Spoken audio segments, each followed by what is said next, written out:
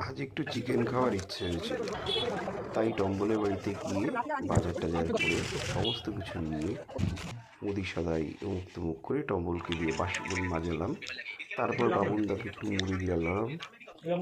মুড়ি গেলানোর পরে তারপর ছোটকা এলো। তার আগেই টম্বল অবশ্য পেঁয়াজ কেটে রেখেছিল, আমি একটু রসুন তুলে দিলাম। ছোটকা সমস্ত কাটাকুটির কাজ করলো। আর টম্বল তো খালি ফটো তুলেই যাচ্ছে। আমি এবার মিস্ত্রিতে গিয়ে একটু পাকাপাকি করলাম। পাকামোটা ভালোই হয়েছিল বেশ। তারপরে ছোটকা মাংস ধুতে ব্যস্ত। বাবুনদা তো এদিক ওদিক হাতে বেড়াচ্ছে, কী খাবে ভাব। যাই হোক, এর মধ্যেই মাংস প্রায় তৈরির পথে। আমি জল ঢেলেই যাচ্ছি।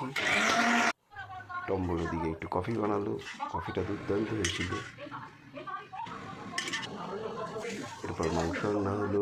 ভাত রান্না করছে অরিন্দম ভাত দারুণ রান্না করে, ভাতটা ভালোই বানাই, সুন্দর ছোটকা থেকে ভাত সেফ বানালাম। আমাদের ফুটফুটে মাংস নিয়ে ব্যস্ত হয়ে পড়েছে। ভাত।